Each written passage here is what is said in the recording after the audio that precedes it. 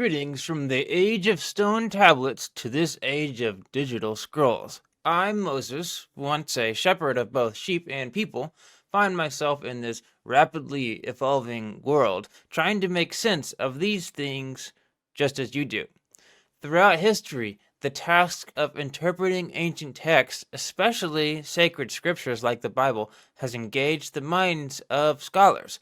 But how do the insights from ancient writers like the early church fathers and Jewish rabbis, when reading the Bible, compare with the methodologies and perspectives of today's scholars?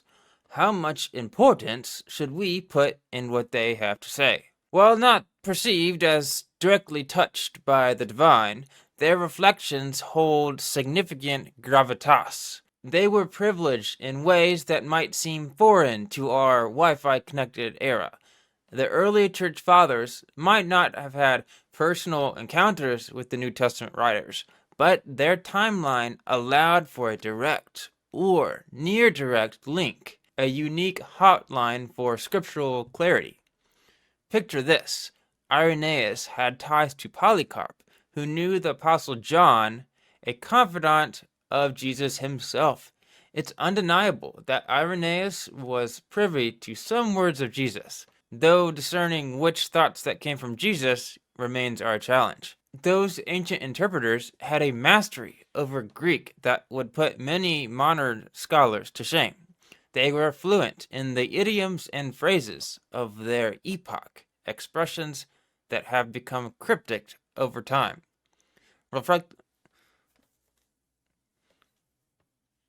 At the same time, reflect on this. The King James Bible, with its ye olde English, can seem like a linguistic maze. They pinned the word conversation in contexts like Philippians 3:20. To our modern ears, conversation implies a chat, perhaps over a Zoom call. But in their lexicon of the King James Bible, it delineated one's life or demeanor. Reading it today, one might picture a divine Skype session, when in reality, it's an exhortation to lead a life reflecting the heavens. Hence, for a deep dive into Greek nuances, the early church fathers provide a great example for ways that we can read the text.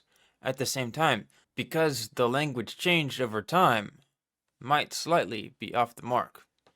Ponder this. They didn't have the Bible as an app. In the fledgling centuries post-Christ, the Bible as we recognize it was still crystallizing. The texts of the New Covenant of the New Testament were penned and shared amongst believers, mostly as letters or standalone volumes. Not every soul had the full compilation at their fingertips. Dark ages ensued when common folk were distanced from these scriptures.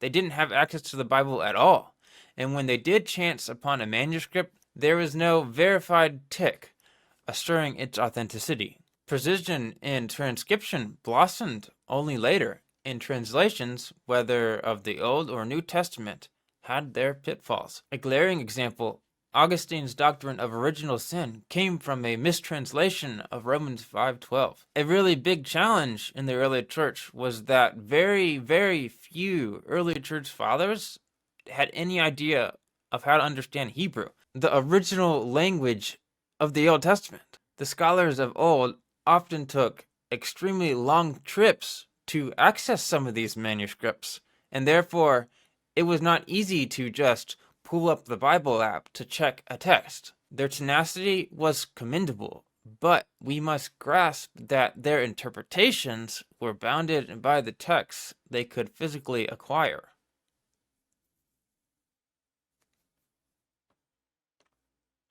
Constraints of terrain and access could have tapered their interpretive scope. Consider your spiritual roots. The teachings of your first church might seem like a completely different denomination when juxtaposed with your current one. That was the landscape of old, but perhaps even more fragmented. Just like today, if we go from one church to another down the street, they could have completely different beliefs. They could be wrong about an endless amount of different things. But this was what it was like in the early church. They didn't have access like we do today. It was much worse. In the absence of our modern databases and digital tools, they leaned heavily on memory, which could sometimes falter or fade. Subtleties in the text might have been missed or misrecalled.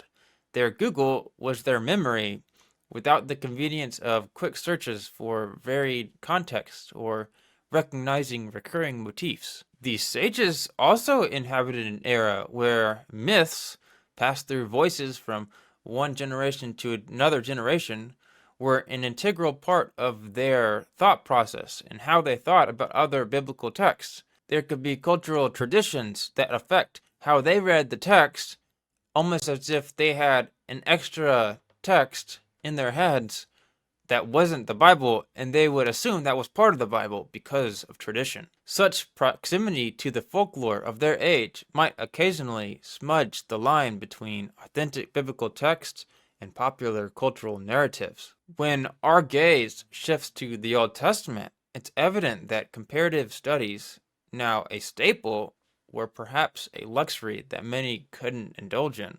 How many Jewish scholars of old would compare the book of Genesis with the Enuma Elish?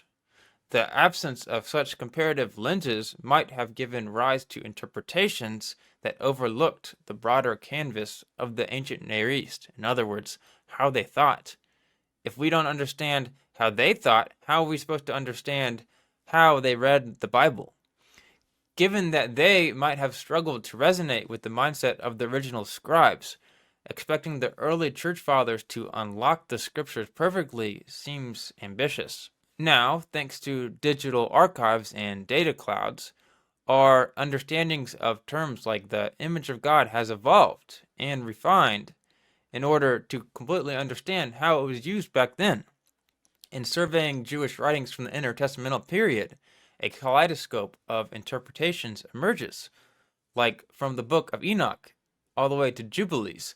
The commentators of those times didn't flinch from tweaking scriptures or translations to align with what they thought it should have meant instead of keeping it to what the Bible actually was. Movements like Gnosticism or Hellenism subtly influenced their interpretations. As theological notions evolved, there was the ever-present temptation to superimpose new ideas onto ancient scriptures. It wasn't on purpose, it was subconscious. But that is just how culture affects how we think.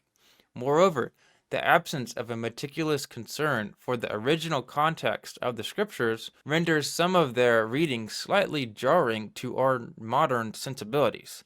There are terms in both the Old and New Testament that are unicorns. They only appear once. In the entire Bible, they only appear once.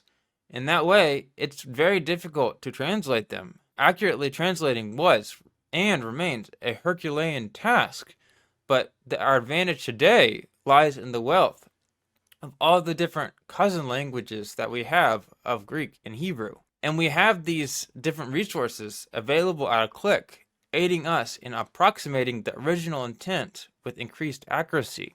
While this wasn't as significant a hurdle for the earliest church fathers navigating Greek, their command over Hebrew was often basic, leading to potential misinterpretations. Beyond just linguistic challenges, their interpretive methods were perhaps less refined. Reflect on Philo's intricate musings. While rich in intellectual rigor, they might somewhat seem removed from the original author's intent. I, myself, have a hard time believing that I was thinking of complex math equations and fractions when I was writing about Genesis 1, and I highly doubt God was as well. I can be certain that I was not thinking about the different limbs on animals as God was creating the heavens and the earth. Zoom out to our age as scholars are armed with tools that would seem borderline magical to the ancients. With a vast array of ancient manuscripts from diverse cultures at their disposal, today's scholars can draw parallels and contrasts with unparalleled ease. Software today doesn't just aid, it revolutionizes study. The quest to unearth the original context and meaning behind these texts remains the holy grail of modern scholarship. In this hyper-connected age, Scholars can engage in virtual symposiums and share revelations with the click of a mouse. The rigorous peer review process ensures that scholars pursue excellence in their endeavors. Otherwise, they will be mocked and ridiculed by their associates. Access to the myriad of manuscripts illuminates our understanding, enabling a whole entire new view of the biblical text and its nuances. Yes, bias can, like pop-up ads, obscure how we are supposed to read the text. There are lots of biased scholars out there. At the same time, there are lots of bias everywhere we go, whether it's Christian or atheist.